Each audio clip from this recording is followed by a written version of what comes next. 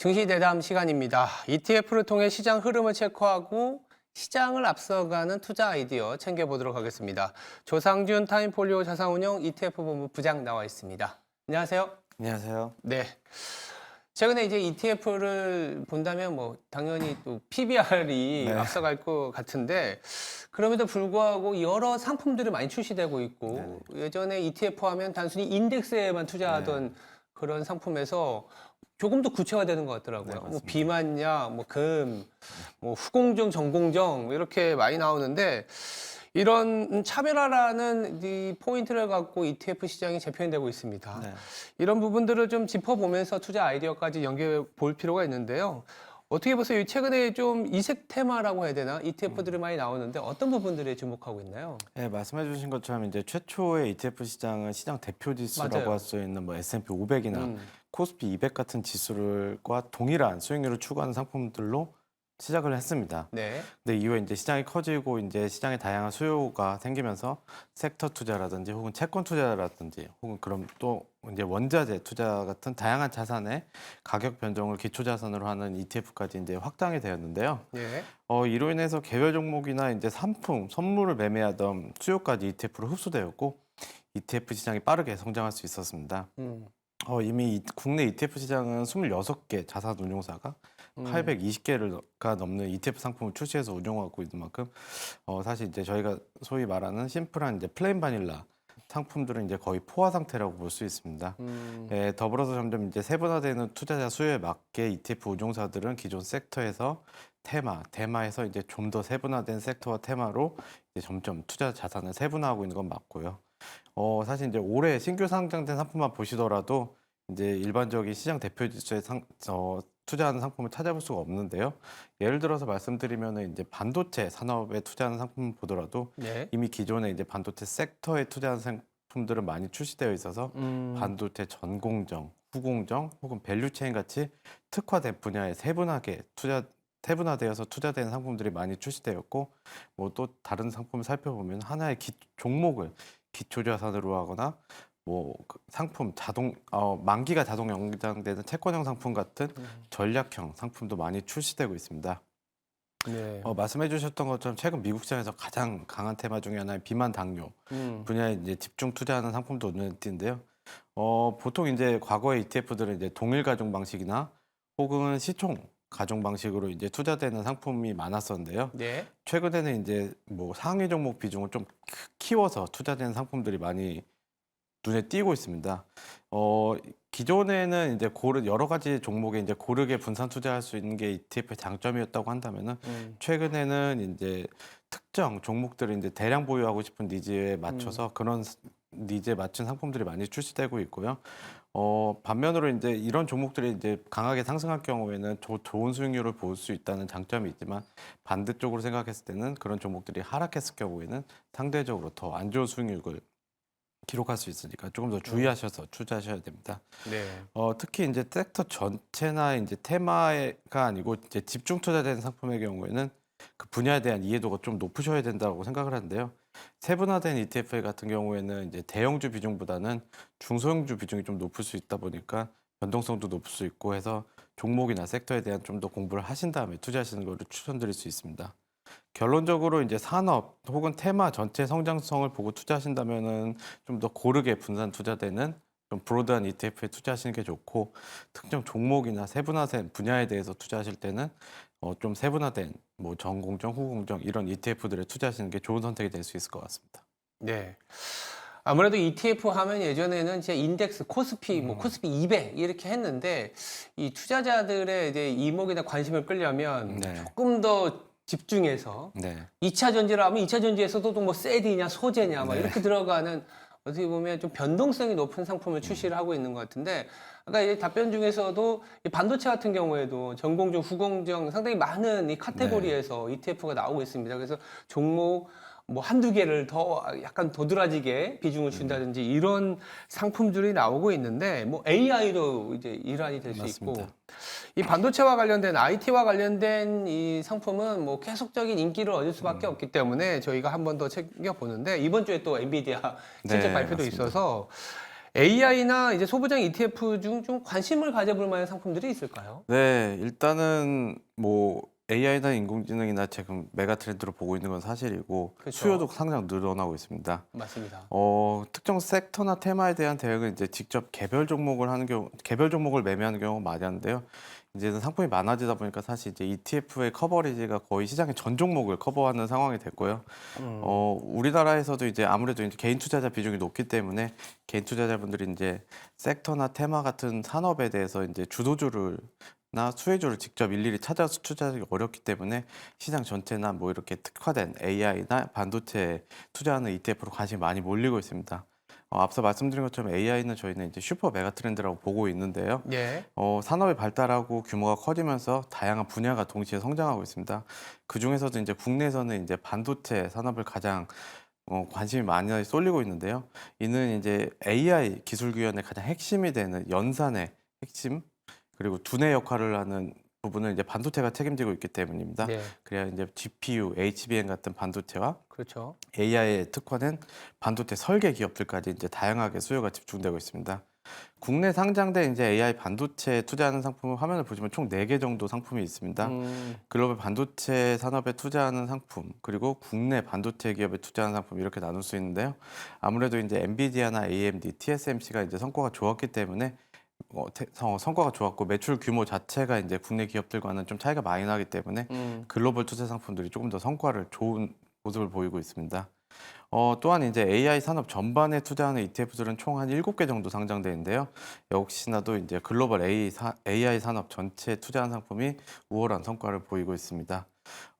공교롭게도 이제 저희 타임폴리오 자산운용에서 운영하는 인공지능 ETF가 이제 꾸준하게 수익률 1위를 유지하고 있는데요. 예. AI 산업의 성장을 주도하는 이제 반도체뿐만 아니라 서버 업체, 소프트 업체까지도 고르게 투자하고 있기 때문입니다.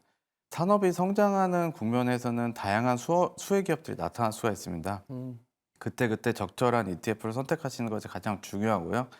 AI 산업의 경우에는 아직도 이제 성장의 초기라고 보고 있기 때문에 그런 의미에서는 다양한 수혜 기업들과 주도주들이 계속 바뀔 수가 있기 때문에 산업 전체를 보시는 게 더 중요할 것 같고요. 그런 부분에 투자하시는 부분이 조금 더 효과적이지 않을까 생각됩니다. 네. AI와 관련해서는 타임폴리오 인공지능 ETF 네. 수익률을 지금 1등을 하고 있습니다. 네.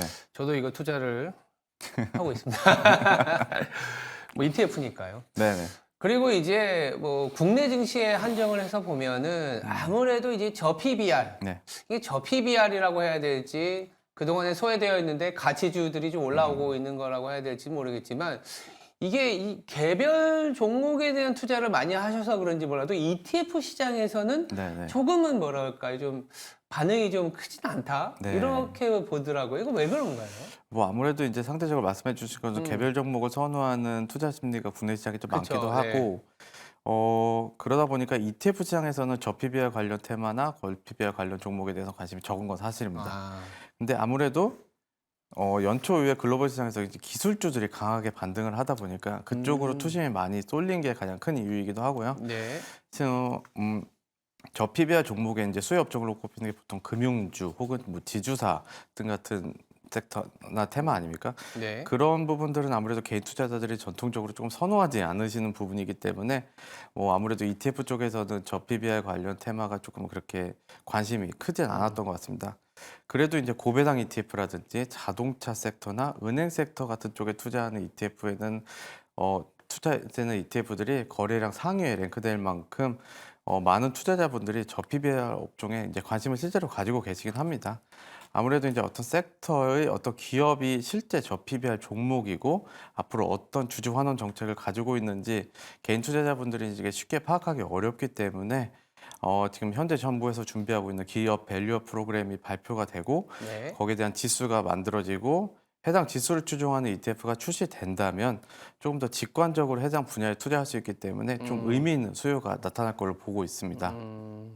정부가 강한 의지를 갖고 이제 코리아 디스카운트를 해결하려고 노력하는 만큼 기업 밸류업 프로그램이 확정되고 기업 가치를 제고하는 기업에 대한 인센티브가 주어진다면은 해당 기업들의 투자 매력도가 높아지고 더불어 엄선된 기업들로 구성된 ETF가 나온다면은 괜찮은 간접 투자 대안이 될 수 있을 거라고 생각은 하고 있습니다. 근데 한편으로는 이제 그 보통 MSCI든 네. 코스피든 지수의 편입 종목, 편출 종목을 먼저 사서 네. 편입되면 좀 하락하고 그럼 그렇죠. ETF도 지금 말씀하신 ETF도 나오긴 할 텐데 네. 이제 ETF 나오면 오히려 좀 세론이 될 가능성도 이제 제긴 네. 하는데 그런 뭐 우려도 어쨌든 있죠. 그 구체적으로 좀 네. 저평가되어 있는 저 PBR주 뭐 아니면 이제 주주 환원율이 높아지는 기업을 조금 더 뭐랄까요? 내가 투자하고 싶다 했을 때 지금 상품이 좀 그렇게 크진 않기 네, 때문에 맞습니다. 그런 상품이 나온다면 지금 단기적으로 말고 장기적으로 봤을 때 유용한 투자 대안이 될 수 있다라는 얘기 주셨습니다. 그리고 이제 이거 좀 약간 눈을 해외로 돌려서 최근에는 시장이 좀 많이 극명하게 갈리는 것 같아요. 네. 이를테면 예전에 중국을 엄청 많이 투자했지 않습니까? 중국에 네. 대한 상품도 많았었고 최근에는 인도 시장에 상당히 많은 관심, 일본도 마찬가지이긴 하지만 근데 이 미국 같은 경우에는 우리가 개별 주식까지 이렇게 활발하게 투자하지만 인도는 개별 주식도 잘 공부하기 좀 어렵고 투자도 어렵습니다. 인도와 관련된 투자를 하려면 ETF로 본다면 어떤 상품들이 있는지도 좀 궁금할 네, 것 네, 네. 같거든요. 네, 말씀해 주신 것처럼 인도 시장 같은 경우는 뛰어난 인적 인프라를 기반으로 앞으로 중국을 제치고 새로운 그렇죠. 제조업과 이제 소비 시장이 될 거라고 이제 많은 전문가들이 전망하고 있는데요. 최근 1년간 20% 이상 상승하는 보고 있습니다. 네. 동기간 중국의 CSI 300 지수는 한 19% 정도 하락을 했는데요. 2012년부터 2022년까지 인도의 외국인 직접 투자 금액은 연평균 증가율로는 8.7%로 4.6%인 중국을 압도하고 있습니다. 높은 경제 성장률과 공급망 대편 수혜 등을 고려한다면은 인도를 포스트 차이나 시대의 핵심 국가로 보는 시각이 지배적이고 미국, 중국에 이은 빅3로 부상할 거라는 전망도 있습니다. 하지만 말씀해 주신 것처럼 인도 증시는 현재 계좌 개설부터 납세 자격에 획득에 이르기까지 복잡한 절차가 수반돼서 외국인이 직접 투자를 하기에는 좀 어려운 환경입니다. 직접 투자를 하기 위해서는 FPI라고 하는 자격을 획득해야 하는데요. 이 자격을 획득하는 게 쉽지 않아서 그렇죠. 사실 직접 투자보다는 간접 투자가 많이 활발하게 돼 있고 간접 투자 수수료가 훨씬 높은 편이기도 합니다. 그리고 말씀하셨던 것처럼 인도 기업에 대해서 저희가 좀 생소하잖아요. 그렇죠. 어떤 기업이 있는지 잘 모르고 그 기업의 가치가 어떨지도 모르고 재무 환경이 어떤지도 모르기 때문에 직접 투자를 하는 거를 이제 선호하시는 분도 계시겠지만은 사실 이제 좀 그레이 존이기 때문에 그런 부분들은 이제 아무래도 이제 인도를 대표하는 50개 기업으로 구성된 니프티 50을 추종하는 ETF에 투자하시는 게 지금 현재로서는 가장 효과적인 방법이 아닐까라고 생각합니다. 네, 알겠습니다. 그럼 마지막으로 이제 2월도 좀 마무리 국면, 다음 주 네네. 되면 마무리 국면이고 2월 잘 정리하고 3월에 어떤 투자 전략 ETF를 갖고 접근해야 될지 네. 부탁드립니다. 네. 일단은 가장 큰 이벤트는 21일 장종류 현지 시간으로 21일 장종류 발표되는 엔비디아 네. 실적 발표죠. 실적 컨센서스가 지속적으로 높아져서 이제 어닝 서프라이즈가 계속될 거라고 전망되고 있는 만큼 네. 시장에서는 이제 CPI나 금리보다도 훨씬 더 증시에 영향을 줄 수 있는 변수라고 생각을 하고 있습니다. 그런 만큼 엔비디아의 실적과 엔비디아의 큰 비중으로 투자하는 ETF들에 관심을 가지는 게 되게 중요할 것 같고요. 예. 아무래도 이제 작년 4분기 이제 어닝 시즌도 마무리되어 가고 있고 금리 인상 시기 전망도 하반기로 이동한 만큼 큼직큼직한 이벤트보다는 그때그때 발표되는 경제 지표들이 중요한 변수가 될 것 같은데요. 가장 크게는 이제 3월까지는 이제 물가 지표가 시장의 변동성을 산발적으로 높이는 가장 중요한 요소가 될 것으로 보입니다. 마지막으로 보면 이제 국내 시장의 경우에는 뭐 지속적으로 말씀드리고 있지만 정부에서 26일 그렇죠. 발표할 기업 밸류업 프로그램이 가장 중요한 변수라고 생각되는데요. 이사의 책임 강화, 주주총회 내실화, 소액주 수요의 주식 매수 청구권 확대 등에 담은 상법 개정안 발표도 이제 같이 있을 것으로 예측되고 있는 만큼 기업에서 이제 어떤 구체적인 액션을 할지 어떤 대응 전략을 가지고 있는지를 확인을 하시고 거기에 대해서 투자자분들이 빠르게 대응하시는 것이 이제 3월 국내 시장 투자하실 때는 가장 중요한 변수가 아닐까 생각됩니다. 네, 알겠습니다. 지금까지 ETF를 통해 시장 전체적인 전략을 짜봤습니다. 조상준 타임폴리오 자산운용의 ETF 부장이었습니다. 감사합니다. 감사합니다.